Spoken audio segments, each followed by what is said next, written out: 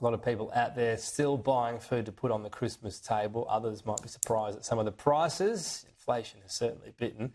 There is an inquiry into supermarket pricing. So what will that actually change? Joining me live now is Deputy Nationals Leader Perrin Davey. Thanks for your time. So this Senate inquiry, you want to talk about prices of supermarkets and look at the profit margins, and a lot of people would say fair enough, but what does that mean at the end? If you find they're higher than they used to be, those profit margins, can you actually do anything about it?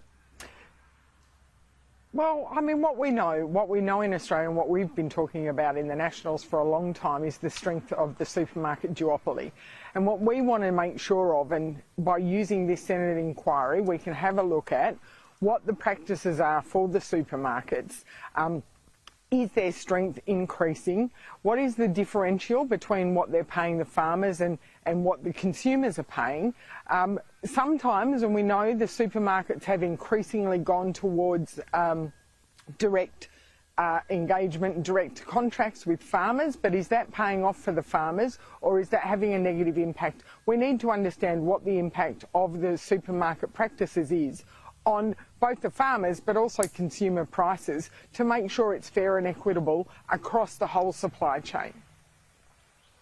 But when you say fair and equitable, what is not fair then? What's the margin that's not fair for consumers if this comes out in this inquiry? Well, what we want to make sure of is that the supermarkets aren't using their strength as price givers to undermine the profitability of our agricultural sector at the same time as that they are making increasing profits to distribute purely to their shareholders.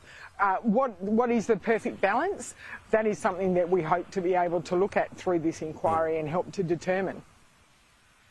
You're going to be realistic though. I mean, whatever you find out of this, there's not obviously, genuine cartel behaviour, but beyond that, even if you think things are a bit higher than they should be, you can't do anything about it other than political pressure. That's the reality, isn't it?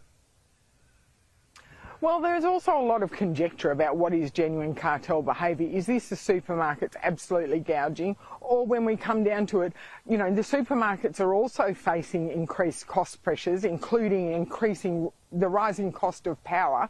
That's impacting on our supermarkets. So it's about looking at the whole supply chain, the whole sort of balance book of all parties to make sure that it is reasonable business. I mean, it is reasonable for all businesses, be they small or large, to make a profit, but how much of a profit, and how are they doing that? How are they getting that profit? If they're getting that profit by undermining the profitability of other businesses like farmers, like logistics companies who also need to make a profit, then that should be called into question and that should be in the public domain.